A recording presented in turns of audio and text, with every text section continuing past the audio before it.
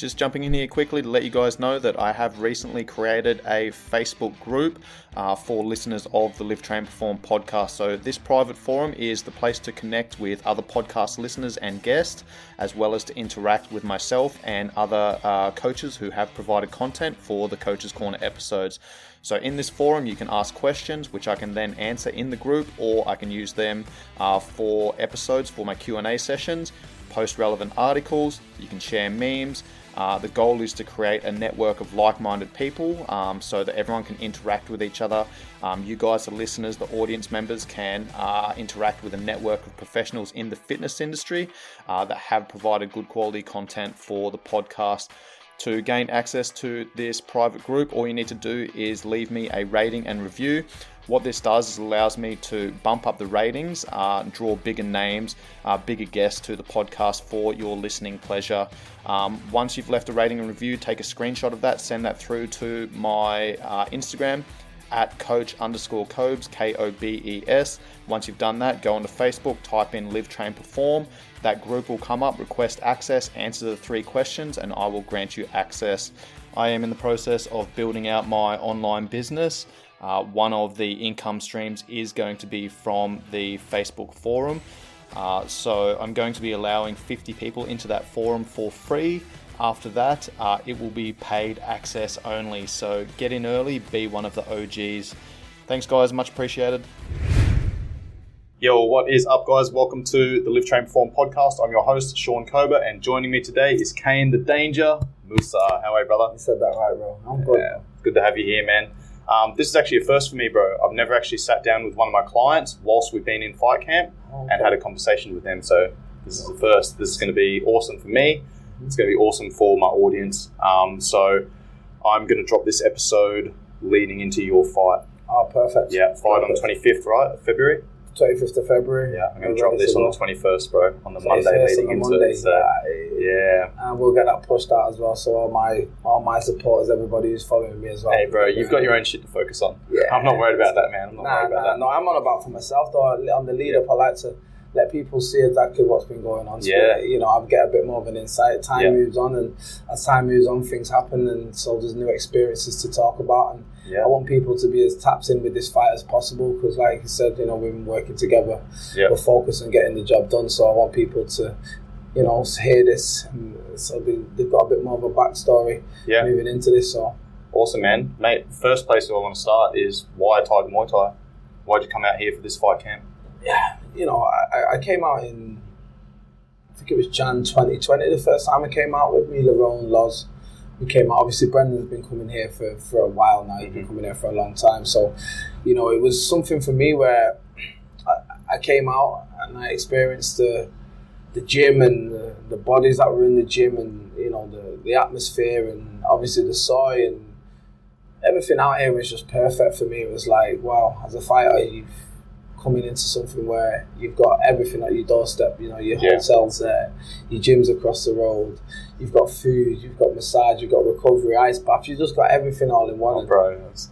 Come on, do you know what I mean? So rattled all that off, I'm just like, that's exactly why I'm here. Exactly, and that's for me, it's kind of like, you can't beat this as an athlete, you can't, especially a fighter, you can't beat this environment anywhere in the world. I've got friends who have been around the world training in different places, and they've always said that, listen, when it comes to Thailand, that's the one place. I used to have a teammate / coach / training partner, Panakos Yusuf, who's like a world champion Thai boxer. He's from Cyprus, but he used to have fights, and every time he had a big fight coming, he'd always go to Thailand, and I'd say, why? He said, bro, you'll understand when he's got to be there to experience it. Yeah, and I came in January 2020, I experienced it, and the training was immense. I didn't actually even have a fight, and I was training like I had a fight. Yeah. So I've always said, when I get a big fight coming up, I'm going to get out and I'm going to go and do a full camp out here, and that was my main purpose and reason for coming and doing it. Yeah, I remember one of the first conversations we had about why you're out here and what was going on, preparation for the fight, etc. And something that you said stuck with me, man, and it's something that I've experienced with not just fighters, but most people that come over here and train at Tiger Muay Thai and base themselves on the soils. It removes a lot of distractions because you've got a family back home. You got kids, you got a business. You know, you got lots of shit going on, man. You're a busy man. You're a fucking entrepreneur. You know, you're doing big things in the world. So, you know, being in a place like this just helps make those decisions a little bit easier. 100%. It allows you to get away from not necessarily those distractions back home, but those stressors, because all of those things are stressors, man. And if you've got all of those things going on in the background, it means you're not going to be able to train as hard. You're not going to be able to recover as well, because, you know, stress is stress, man. And we need to recover and adapt from that. So is there anything you want to add to that? Yeah, you know what, even saying that just it reiterates to me. Sometimes you know, as men, especially men that we are, you know, we like to take responsibility and take ownership and step up, and you know, we like to believe that we can deal with everything. And sometimes for men, I feel like that type of mentality sometimes can be detriment, you know, our detriment and detrimental to our progress and to our own mental health. Yeah. And me being the type of person I am, resilient character, I believe that I can balance everything. And you know, all my camps that I've had whilst I've been signed to Bellator have been whilst I've been in that stressful environment. Yeah. And stress being, you know, a present father in my children's lives. You know, being in a relationship and trying to support my partner and being at home and trying to support my mum and my sister, and you know, just trying to do my bit. Sometimes it does take a lot out of you, and also with the business is moving at a fast rate, and it's a growing business, so it needs a lot of attention. It's another child within itself. So this time round, you know, and my performances have been good in Bellator, but my performances could have been better, and I believe that me taking the distractions out leaves me with a clear thought process of attack and approach in this one, because I've got no excuses. Yeah. Cool, man. We'll circle around to the business later on in the conversation, but something that I want to talk about is, you know, obviously being at Tiger, you've got me running strength and conditioning, Johnny's been running striking, you've been doing MMA with Joseph, you know, you don't have your typical team around. So you've changed location, you've removed those distractions, but now you're in a different environment where you've got a completely different team around. How has that affected your mentality and your preparation? You know, like I said, it's all about, for me, it's about analysis. So I analysed before I came out. I knew exactly who I wanted to work with. Obviously, you know, there's other people in the gym, but obviously there's been a bit of a move around at the gym. So for me, it was kind of like, okay, you know, I'm close with Woody, but obviously there's been a move around at the gym. So for me, it was kind of like, okay, let's look. And obviously I've always seen you working, and I've seen your approach to the game, and I know how clinical you are with your approach, and I respect your work rate and your professionalism. So, you know, bringing you on board was definitely an easy decision. Obviously Johnny's Johnny, you know, Johnny's down to earth, great person. Really wants you to win, but more than anything is a great coach as well at the same time. So, you know, obviously Joe's black belt is the man. He's down to earth, he's humble, he's my type of guy as well. So everything's made sense, and you know, obviously I've been hitting pads with Matt as well. Like, for me, I've been through a lot. I've had to adapt to crazy environments, going to prison. I've had to adapt to them environments. Being in gangs, I've had to adapt to different environments. You know, moving from city to city when we was moving around on the streets, I've had to adapt into different environments. So being able to adapt to a new environment and a new system is not really too hard for me. Yeah. But when you put it like that, it makes it sound really easy. Yeah, well, for me. Yeah. For everybody else. But that's the thing. That's your reference point. You come from this background where you've had to, you know, fucking fight for survival, man. You know, and then you get into a position like this where, you know, you're in a completely different environment. You've got a completely different team around you, and like it's quite an easy transition for you by the sounds of it. Yeah, it was an easy transition. Don't get me wrong, we've still got communication with the team back home, but you know, you guys have been working with the best fighters in the world at the same time, so you know, it's a bit of a no-brainer at the same time. Yeah. That's something I've been touching on a little bit with some of my podcast guests recently, strength and conditioning coaches. You know, for the audience, I'm recording this on the 9th of February. I've got an interview with Phil Daru, who's a world-renowned strength and conditioning coach, tonight at 11 o'clock. So something... The man don't stop, you know. The guy don't stop. The guy's doing this, he's got all his clients. I respect it, man. Thanks, bro. I'm under the pump, man. I had some general population clients down in Hawaii. I don't do too many general population clients at the moment because I am focusing on working with fighters. But I was talking to them. They're like, how was your day this morning? Like today? And I was like, well, I had a one championship fighter this morning, and then a UFC fighter, and then coached a class, and then was editing a podcast with a world-renowned strength and conditioning coach, author, podcast host. Then I had my general population clients, and I'm going to catch up with one of my Bellator fighters. And then I've got a world-renowned strength and conditioning coach episode tonight. Had a meeting as well for, an affiliation with a health company in Phuket. So, under the pump, man. But under the pump, that's more than under the pump. That is the pump. I'll tell you that right now. Serious, I don't know what, it is. I do understand how we do it. It's because the passion's there. And of course, when it's passion, people say it's work rate. It is work rate, don't get me wrong. And you have to be organised, you have to be structured, you have to be dedicated. But when it's passion, it just feels so great, and it feels so rewarding. So yeah, absolutely, man. Going back to what I was talking about with the team environment, like I come from a military background, I come from a rugby background, so everything that I've done throughout my life has been revolved around team sports, team environments, and I've been part of very, very highly functioning team environments. When I was a sniper in the military, 4-man teams operating in Afghanistan, behind enemy lines, man, with no support.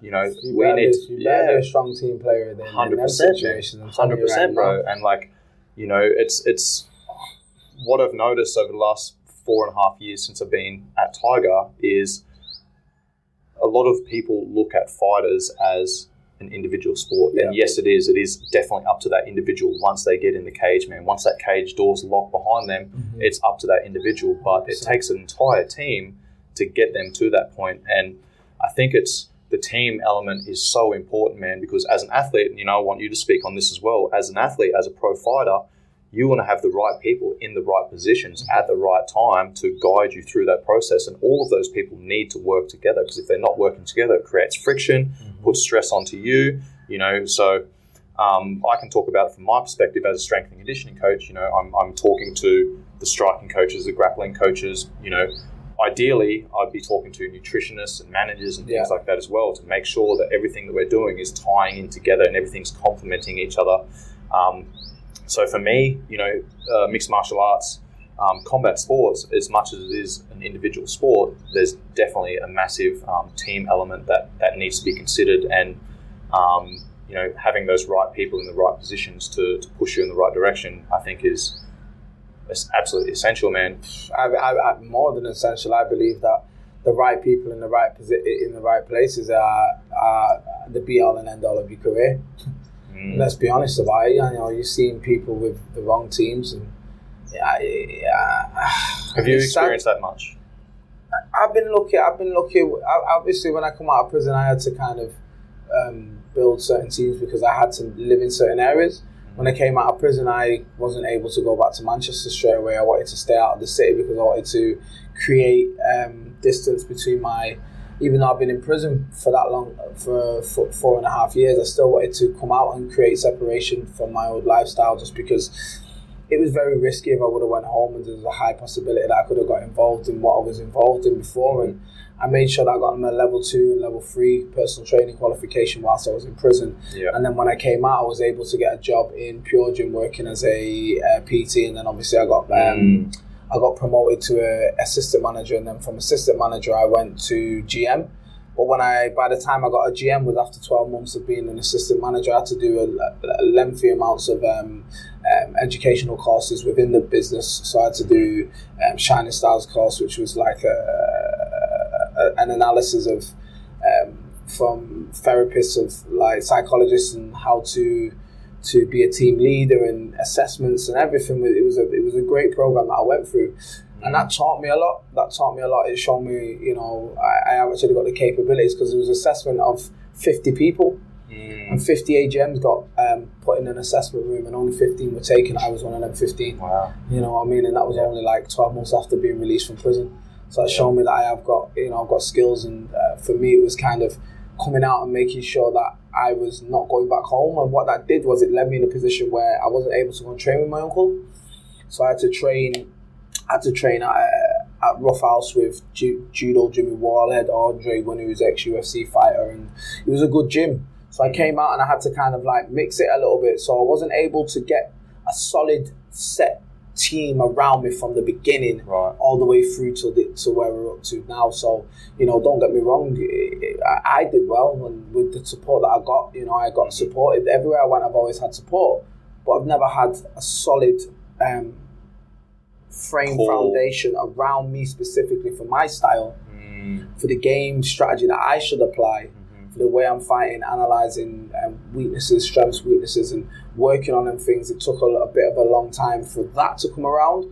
And by that time I was kind of winning a lot of fights, and I got to a point where I ended up fighting Mark Diakese, where I got knocked out in the first round. But unluckily for me, that's when I came home and had everything sorted out.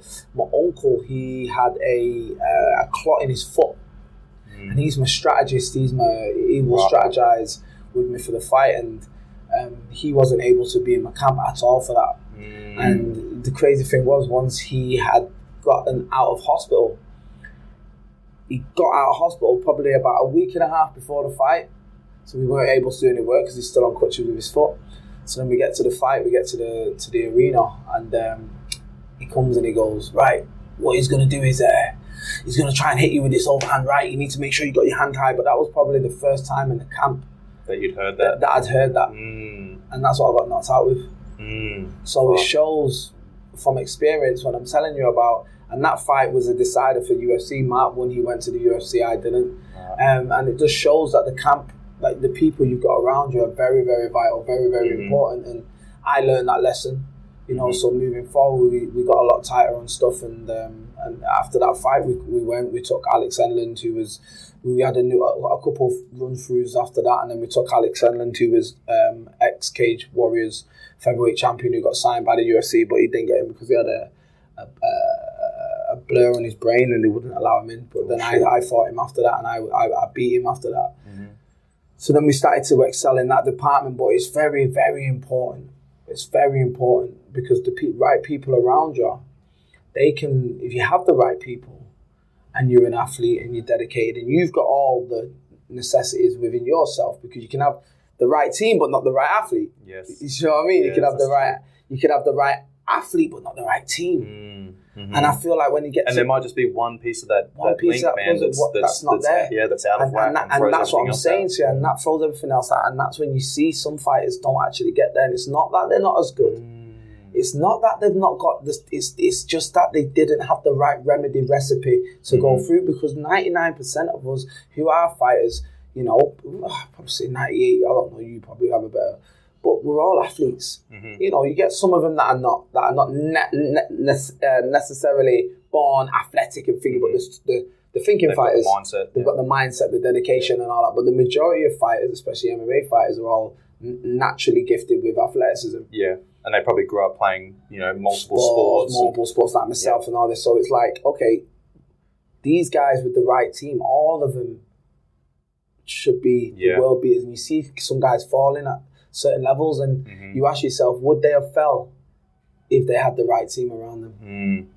It's a great question, man. It's definitely it's something. A scary question for some people to sit with. Oh, for sure. At the end of your career, because there's, I'm assuming there's like a lot of loyalty with the team that you've built, and you trust these guys, and you know, but at the end of the day, if you don't have the right team, if you're aware of it, then that's a hard decision to make. That's a hard conversation to have. Some people are not aware, though. Yeah.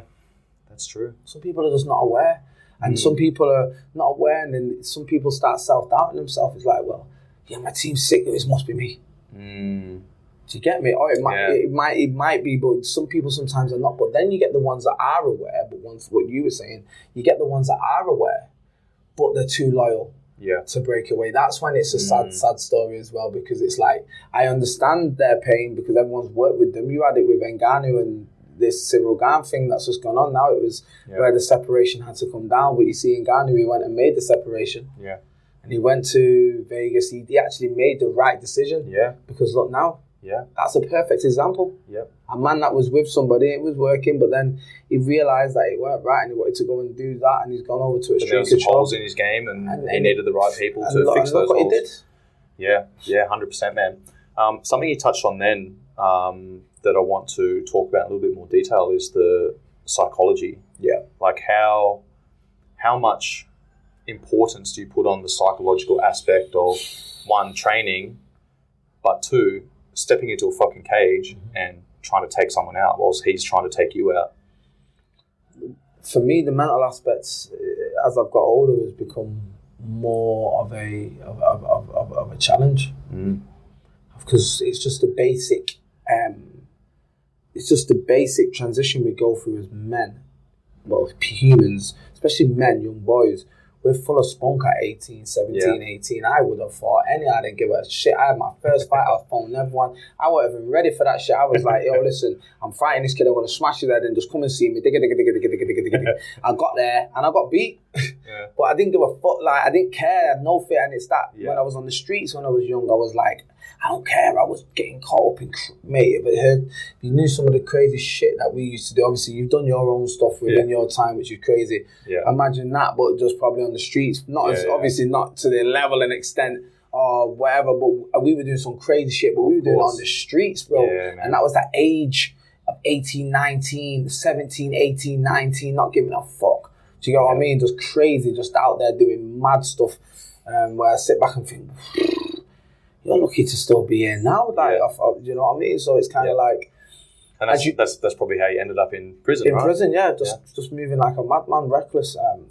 So as we get older in our career, then we start to transition mentally. We start to become more thinkers, and as you apply the mindset to the game, it's more psychological because you're more aware, you're more conscious as a mature man. Yes. So you're more aware, and also not just that, when you built something now, because at the beginning I had nothing. There was nothing to lose. Do you understand? Of course, man. Now there's a lot to lose. There's a lot more on the line. I've got my reputation for one. I've got my brand. I've got my family. I've got my kids. I've got everything to lose now. And it's like when I'm fighting for a bigger cause. I'm fighting for a deeper root. And it's that wave is on your mind a lot more than the 19-year-old Kane or 21-year-old Kane who was just fighting because he wanted to be a fighter and wanted to show off to everyone and be that guy. And you're like, I actually get paid to do this? Yeah, exactly. And there's rules. Sweet. What? And I was fighting in the street for nothing and getting beat up or beating guys up and all that shit. And now it's like, now we're at a different level now. You know, we're fighting co-main event. There's probably going to be over 10,000 people in the arena. Sick. It's going to be a big show. So the mental... I'm getting pumped just thinking about it, man. So the mental preparation for this it's deep. You know, you have to go into yourself, you have to reassure yourself, you have to confirm to yourself everything.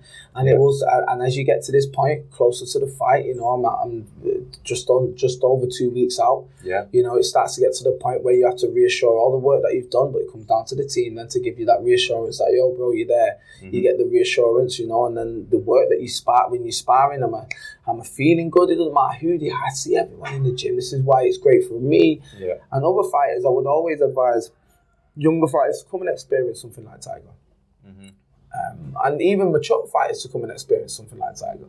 Because you've got some of the best fighters in the world that are even fighting at a higher level than myself. And for them, I can see they still have to go through the same mental reassurance that I do. Yeah. No matter who they are. There's fighters that we see in the gym, everyone's like, ah. And I see these guys going through the same thought patterns as myself, leading up to the fight. We need our confidence, we need our mind right, we need the self-belief, and we need to have the desire to know that we're going to go all the way to, I'm ready to go to hell in this fight. Yeah. This guy's going to have to kill me in there to keep saying it, and I mean it. I've seen you move, man, over the last couple of days, and dude, like, you're looking solid, you're looking super stable, your balance is on point, your center of gravity management, man, like, you look like you're moving really well, bro. Yeah, how are you feeling? Feeling good. Today, if I'm honest with you, I felt tired. So I rested the whole day. Yeah. Because I've listened to yourself. I know myself, but I've listened to yourself and I've listened to my uncle. I've listened to Kyle Prince as well. I'm fit. I've been out here for nearly 7 weeks, bro. Yeah. Regardless of what you talk about, or sprints. And, mate, I've been sprinting. I've been in red zone for the whole 6 weeks virtually, training, wrestling. Yeah. Red zone, regardless of what. We've been in red zone. We've done this. We've done aerobic work. We've done balance work. We've done stability. I've sparred. I've wrestled. I'm ready to fight. Yeah. I'm ready to fight. So it's like, you know, we always have the analogy. Like, that's a great place to be a couple of weeks out, man. Like, feeling so confident in your skills, your ability, and your fitness levels to be able to be like, I'm fucking ready to go. I'm ready to go, man. And, like, we still got time. I know we're not going to push the boundaries, but we've still got time to refine and tighten up. And that even fills me with more confidence and joy 100%. To know that I've got still tightening up on what I do. My shadow boxing, get my shadow boxing nice and tight, get my head movement even tighter, get my drills right. So any combinations or shots this guy's throwing, I've got answers for everything.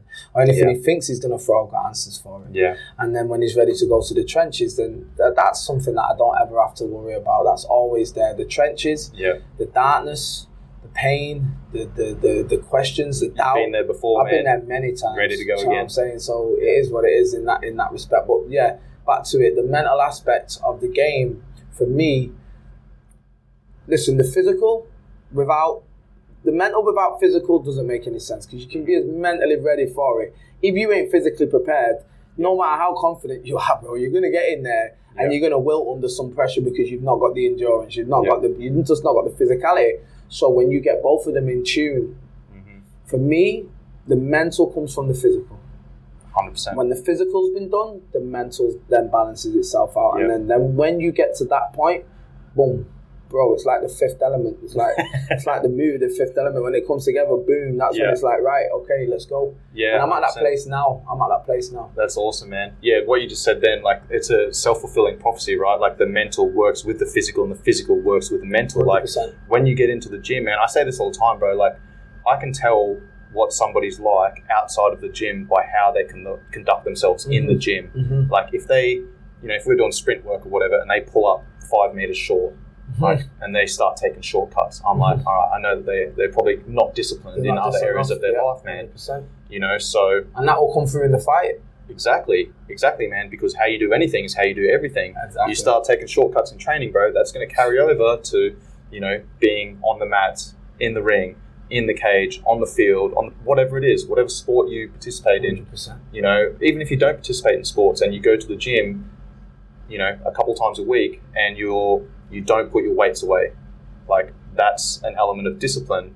And if you're taking those shortcuts, that means you're not going to get the physical progress that you're looking for. When you don't get the physical progress that you're looking for, then that plays with the mental game. So 100%. The training is so important, man, because you can put yourself into the hurt locker. You can put yourself into a dark hole, man, where you're just grinding, and it fucking sucks and it hurts. But then you finish that and you go, all right, I just achieved that. I just pushed my barriers. I pushed my mental and my physical barriers. Yeah. Now that line has now moved. Yeah, and you 100%. Fucking know you can go to that place again. Oh, I pushed. And that mental side gives you the physical progress that you're looking for. And then having that physical progress and that physicality, it gives you the confidence knowing that you can fucking go to that dark place anytime you want to, anytime you need to, man. Both of those things, the physical and the mental, bro, like, it's like the infinity sign, man. They're so interconnected, right? Man. And for me, it's kind of like your opponent can feel it as well. Oh, yeah. Your opponent can feel it, bro. He knows when you're looking at him. Like, my last fight, Davey got on, he knew I was there. Yeah. I was there with him, and that's why when we went in, my approach, I was there. I was lighting him up in the first round. I felt so beautiful in there. It felt so amazing to be picking someone to pieces, and he caught me with the elbow, which for me is down to his skill set, but for me at the same time it was luck on his behalf, because I'll be honest with you, his skill set allowed him to do it. Take nothing away from him, but believe me, if that would not have happened, that's one of the best times I felt in there, where I can feel, I'm actually chopping this tree down from every angle. Yes. And every time I try to chop, I'm actually being successful with the chops, which was a great place for me to go to experience. And that's why in this sport, you're forever learning, doesn't matter what level you get to. And now, unfortunately for Peter Queally, is coming against a man who's felt that in his last fight. Yeah. And now has come to a place where he's pushed past the boundaries of mental threshold, because I've been thinking, I've got to go again. And the regime here is not easy. The regime at Tiger is tough. If you try your hardest to stick to that, believe me, if you rest right, like I've been, like today, you see me, I'm resting right, and then you go again, the benefits are different, man. Dude, there's so many things that I want to unpack there. But the first thing I want to touch on is the recovery side of things. Like, what makes you take the extra recovery, knowing that you're tired, etc. Because this is an issue that I've seen with fighters, that I've been working with, and just ones that I've seen floating through the gym, man, that are just fucking grinding, bro. They are grinding all the time, man, and it's like they're like that all year round. I'm like, man, you're just going to burn yourself out. Give yourself a little bit of a break. Start eating a little bit more food. Put on some body fat. Reduce your training load a little bit. Like, let's get you healthy. Let's get you focused on other things right now, so that when you do sign a contract, like, you're fresh and you're going into, this 8-week fight camp in a fucking good, healthy position where you've got something to pull from. You can now start pulling calories. You can start dropping body fat. You can then start bumping your training up, et cetera, et cetera. Like, you're not going to let yourself completely go, but, there's definitely going to be, again, going back to the team sports environment, like, I'm with the rugby boys, we've got the off-season, right? Then we've got the pre-season, then we've got the in-season, and then, don't understand that, though. And then we want to be peaking at the right time. I don't want to be peaking in the middle of the season and then fucking burn out and come home, the end of the season with no wins. I want to be building, and I want to be going into the finals, peaking at the right time, man, making sure that, I'm putting the work in, but I'm also putting the recovery in that's going to allow me to perform and allow those adaptations that I've driven in the gym through my training program to then occur, so I can walk onto that paddock and fucking go, all right, we've got 4 weeks of finals. Let's make sure that we're prepared as best we can be, physically and mentally. And for me, it's like so besides just understanding, like I said, I've studied level 3, which has given me a general open-minded approach to all the new bits of science that are coming out. We call it science, all this rest and recovery and active rest and ice baths and hot and what, and making sure that you're ticking all the boxes is kind of, after one of my fights, I remember I had a fight when we had the Tango show, and I put loads of work in, loads of drills, but I was grinding myself to the ground in that camp. We were just working hard, we were working too hard, and after the fight I had like a week and a half off, eating what I wanted, drinking what I wanted, just did what I wanted. And I went back to the gym a little bit heavier, a little bit stronger. And when I hit the pads, I was like, boom, boom, boom, boom, boom, boom. Yeah. I was like, whoa. You'd actually recovered, man. You'd actually recovered and got this super compensation. But I recovered after the fight. Yeah, of course, yeah. Do you get what I'm saying to you? Dude, something I always say, man, is like, if you're fucking working your ass off fight week, your fight camp didn't go to plan. It didn't go to. You can't be working fight week. That last week, should that 7 to 10 days, depending on the athlete, it should really be about the acute weight loss protocols, bringing body weight down. Yeah, strategizing, just light strategy, and just sharpening strategy. When I say strategy's already been implemented. I just mean refining strategy, sharpening skills. Exactly. Just like a warrior when he's going to battle, the day before or the week leading up, he's going to sharpen his sword. Yeah. And I believe 100%. That he's not going to be going, he's just going to be... Yep. He's just preparing himself because he knows the storm's coming. Yep. And now he needs to reserve his energy, but he still needs to make sure he's sharp. He still needs to make sure that he's moving, keep the body flowing. And that's exactly what fight week should be. And what it will be for me is just keeping the body moving. Because once again, from experience, I had a fight against... Robert Whiteford, which he was just come out of the UFC, and I beat Alex Enland and we was on a bit of a roll, and we called Robert Whiteford out and he accepted the fight, and I went to Nottingham's main event, ACB, and I didn't do anything all week. I was proper static. Right. And when I got in the cage, I got into a grapple exchange and my lactate, my arms blew up. And felt sluggish. I was like, whoa, because I didn't just dust off the cobwebs. I didn't sharpen my tool through that week, and I learned that lesson as well. So now it's like So you've basically experienced both ends of the spectrum where you're grinding right up until fight day, and then you walk in, you're tired. Yeah.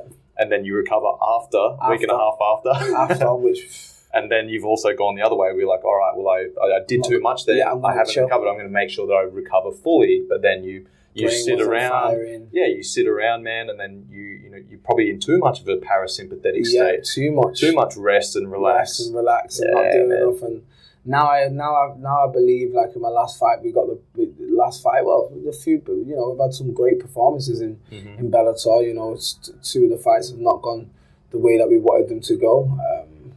You know, but we've had some great performances in there. You know, we've had two solid wins in Bellator. You know, I beat Mateus Pitchkos and I beat the Italian, and they were solid performances.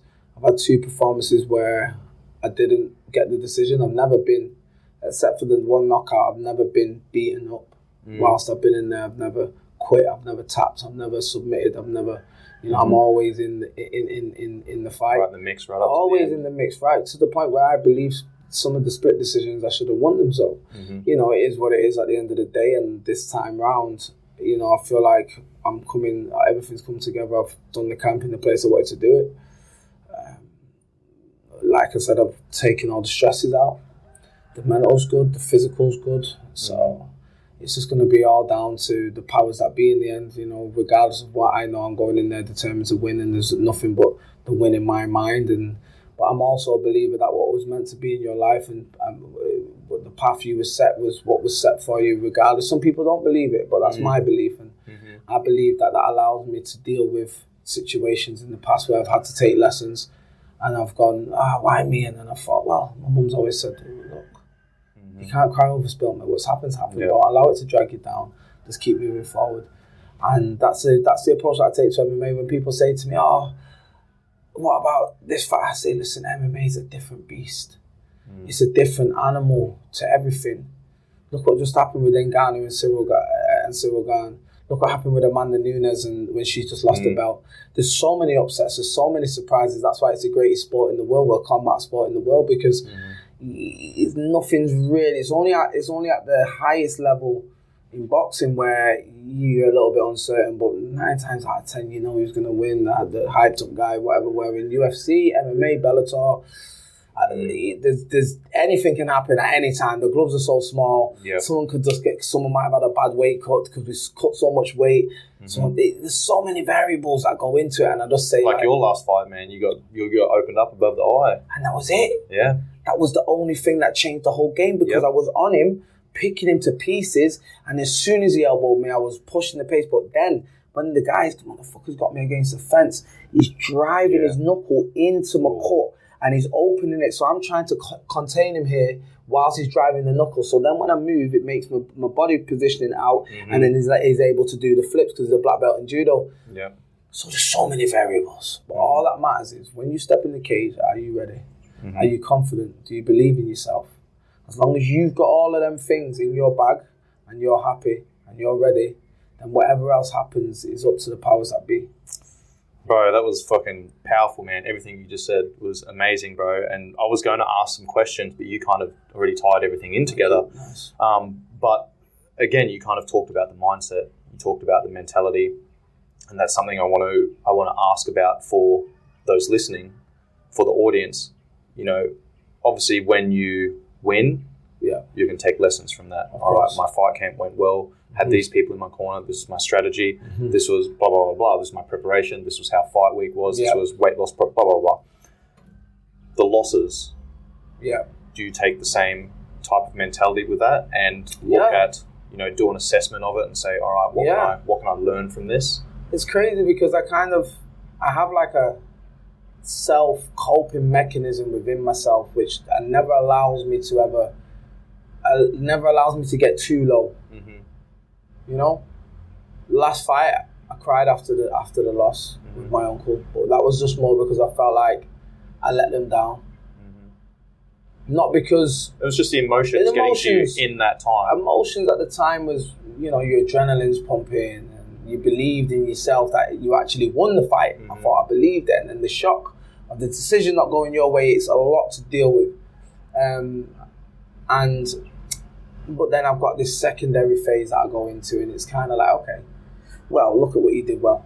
Yeah. Fucking hell, you fought this guy, and this guy was a good guy, and, you know, the last guy I fought, he knocked out Ross Pearson with a tornado kick, and, you know, for me, it was kind of like, well, he, you know, and Ross is one of my mates and one of my good friends, and I actually love his fight style, but he wasn't able to do that to me. because obviously we'd seen it with him. But what I'm saying is, this is a guy who's fought some big names, and he wasn't an easy opponent. He was a tough opponent. He was very durable, and I was able to. I know without the cut, I was finishing this guy. He was too slow for me. I was picking him off, whatever. So I was able to do all that with blood in my eyes, not being able to see, mate. There was times, I swear to you, I must have had him on the cage. I've come off the cage and the blood's in my eye and I couldn't see him. Wow. And I couldn't see him. I just looked to the side, just go whack. And I thought, oh, and my legs are wobbled. And I thought, fucking hell. Then he's coming for me, hunting me. I had to clinch him and pull. So I've been able to take from that and basically say, look who you are, look what you've done, look what you're about. And I reassure myself that I'm a warrior. I'm a soldier, regardless of what, and I've got what it takes to be at this level and put these people under pressure. And I definitely know that I've got what it takes to put these people away, because there's been times where we've been in there and I hit these guys and they fly across the cage when I land this power. So, you know, we've been putting things in place in this camp to make sure that we're landing more of them powerful shots over and over, and the power is going to sustain all the way through. So 100%. Shout out to you on that, and shout out to John on that as well. Thank you, bro. Appreciate it. Mate, the environment, I think that's so powerful, man. We've mentioned environment a couple of times. You know, obviously the environment of you being on the streets with the gangs, doing all that shit that then led you to prison. Yeah. Getting out of prison, having to move away from that environment, knowing that it would be quite easy to fall back into those same patterns again with the same people. You know, then you've obviously changed camps. You've come out here in preparation for this fight. What has this environment been like for you in terms of training partners and the people that you have on the mats that you actually get to train with wrestling, sparring, striking, everything, man? Like, I mean, you just recently had a viral video of you and Mousah of course, wrestling, you know, which is absolutely blown up on social media. So how has that environment been for you here, having those high quality people on the mats to train and spar with? It's been everything, you know. For me, it's kind of like, don't get me wrong though, and I'll say this, and I'm going to say this, the talent that we have got in Manchester top team at home, honestly, one day I'm going to speak with the team when we get back, and we're going to do a month or a couple of weeks where we just bring everybody out. And I know the amateurs that are in our gym will be able to match up with a lot of these guys because of the work, because of where they're from, the work rate in the gym. Don't get me wrong, I always say environments, so if people say, oh, well, I was sparring with this guy and he's a world champion. Yeah, that's fine. You were sparring with him in the gym. Yeah. But let you go under the lights on the same level of event and the same type of magnitude of what he's fighting for. Then you see the difference in performance. So gym training and fighting is two different things. Okay. I always make people aware that everyone always gets excited. I say, bro, yeah, in the gym's one thing, but on the night is a totally different thing. Yeah. And I know some of the kids in our gym now, in the gym, would be able to match up. We've got a lot of Dagestanis in our gym as well, and these guys are killers. We've got a lot of young kids from around my area. These guys are killers, so it would be good to get them out. But just for me, myself, in Tiger, around some of these guys who I'm a fan of, you know, like you're saying, your Chimaev, your Rafael Faziev, your Peter Jans, you know, these are fighters that I'm actually a fan of their fight styles, their ability, their achievements. And it's great to mix it on the mat with them. It's great to learn from them, more than anything to learn from them, because I do learn from them, and it's good. You know, like you see in the video with Mousah, you know, that's me asking Mousah on a regular basis. I'm saying, can we train? You know, I need you to give me these lessons. I need you. I see that, man. Listen, bro. Nobody doesn't even want to spar with this guy. Nobody. Lightweight, I mean, middleweights, welterweights in the gym, light heavyweights. It's only Mago I seen the other day who was having, but no one doesn't want to spar with this guy. I'm the guy who's asking this guy to put it on me. I'm the guy who's challenging myself. You watch his videos, you seen what he just did in his last fight. I was there, bro. And you were there. We were there. That's what I'm saying. And he manhandled a welterweight like he was a baby. And you see him training. He trains with Gustafsson. He wrestles with these guys, and he's in dominant positions on a regular basis with these people. Bro, I'm 79, 80 kg right now. The man's 90 kg, he's a beast, and for me to even be able to push myself on this guy and learn from this guy has just been a blessing within itself. And the video went viral. He got me with the armbar, you know, he did get me with it, and you know, he's got his little cheeky ways as well. There was a little part where I let go. It was gonna get me anyway because he's Chimaev. Do you know what I'm saying to you? But it's just been so amazing to be around these people and not even just that, to build relationships and friendships with these guys. You know, me and Hamza have got, you know, we've got a proper friendship. You know, we've got mutual respect, and all the guy wants to do is see me win. So he's pushing me. He does push me. He pushes me really hard, and he challenges me. And like you're saying about that place of mental, he's pushed me into places where I've never been pushed by anybody else. So it can only make me build. And believe me, I leave on Sunday, and I will be chasing him for one more session before I go. Awesome, man. Mate, this has been a fucking great conversation. I've really enjoyed it, bro, and I really appreciate you putting your trust in me to help prepare you for this fight. And let's just talk about you before we go. Come on now, let's just talk about your professionalism. Let's talk about your passion. Let's talk about your approach to the game. And for me, it's kind of like, I see you as somebody who's really passionate about changing the game for the better. I want to say changing the game because it's such a new sport. Changing the game from the aspect that you cover from your angle, which is you don't really get involved with skill work, and you leave that you're aware of it, what's going on, but you leave that to the specific coaches in that area. What you focus on is your area, and you focus on the energy systems, you focus on the balance, the stability, the power, the endurance, of all of that you focus on. You know, you cover it really well. You know, you've been honest with it. You run it. You know, it's what you live for, and I feel like people like you in the sport are needed in MMA to kind of make fighters aware, because, you know, we've got other gyms over here. Let's not say no names, but there's other gyms where no fighters are being pushed to the point of breaking point. They're not being educated on rest and recovery and nutrition and eating right. And I know a lot of them, and a lot of them are ill right now, today, ill. Some of them are broken. Even some in our gym, that some are broken. A lot of guys that we've seen on certain regimes are broken because they're just pushing too hard. And your knowledge and the way you apply it and explain it is amazing for fighters, especially young fighters coming up as well, and all experienced fighters, because strength and conditioning aspects and nutrition aspects has been probably the last missing part of the game that's been coming over, because everyone's just new for years. You train hard, you train like this, you're tired, all right, sweet, but it's not. It's about your heart rate variability, it's about your nutrition intake, it's about your hydration, it's about your recovery, it's about everything else fits in, and you bring that aspect to the game, and I appreciate you bringing it over. So thank you, bro. Thank you. That's amazing, man. Thank you very much. I really appreciate that, bro. Yeah. And I mean, that's something that I, again, have noticed over the last few years, and this is why I coach the way that I coach, right? Because I see that there is, you know, there's 1%ers that people aren't doing, man, that are going to make all the difference, right? So I want to make sure that, you know, I'm a very educational coach, so I want to make sure that the people that I'm training, like, they buy into the system. Sometimes it takes years, man. Like, you know, the last time I went over to Russia to train Jan, man, like, you know, we did, I think that was our 6th fight camp together. We'd done 5 fight camps here at Tiger prior to that. And, you know, I was educating him on heart rate variability. I was taking his blood pressure before training sessions, et cetera, et cetera. And it was years and years and years before he actually bought into the process. And the reason that he bought into the process, because I took his heart rate variability. He was training for, he was in fight camp for the Jose Aldo fight, for the vacant bantamweight title. And we'd been training through the quarantine period. He was coming around to my place. I was putting him through some strength and conditioning work a couple of times a week. And I could see his heart rate variability was dropping. Gym opened up again. We trained about 4 or 5 weeks, like, really hard. He was working with these other coaches as well. And I could see his heart rate variability was dropping, man. And I said to him, I was like, bro, next week, light week, 1 training session per day, go light.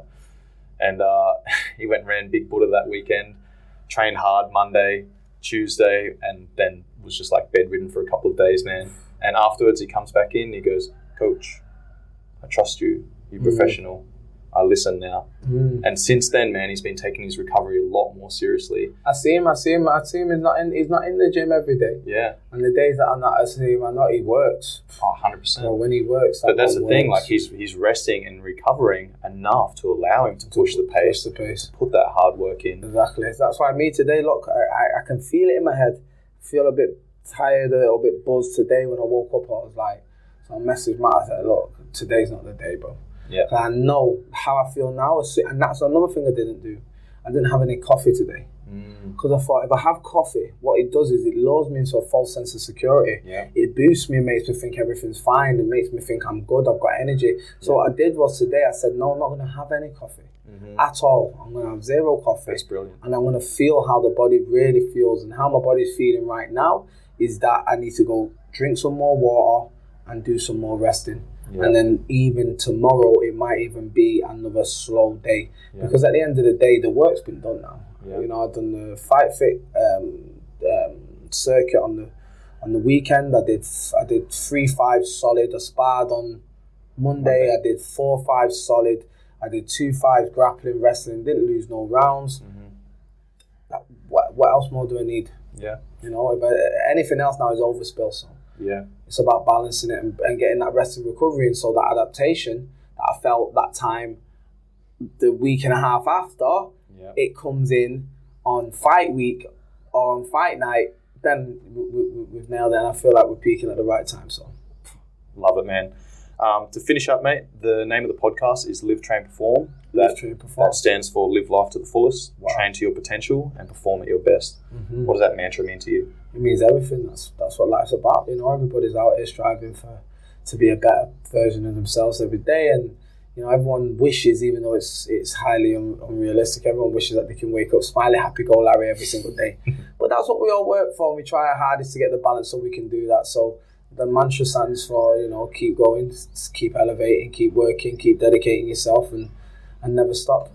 Love that, bro. Kane the Danger Musa. Appreciate it, brother. Let's go. Legend. This episode was brought to you by Swiss 8, which is a proactive mental health program designed by veterans, initially for veterans, that has been pushed out to the wider community, that allows you to structure in and schedule their 8 pillars of health and wellness, including nutrition, sleep, time management, discipline, fitness, personal growth, mindfulness, and minimalism. This episode was also brought to you by Be Spunky, which is a male hormone optimization supplement that I've been taking for about a year and a half, and I absolutely rate. It is a TGA listed nutraceutical, meaning that it's made from all organic produce to help you manage and optimize your stress levels, which in turn increases your ability to improve testosterone production levels naturally. Use the code COBES10 at checkout for your 10% discount. All of those links will be in the show notes. If you got some benefit from this episode, please make sure you pass it off to your friends and family.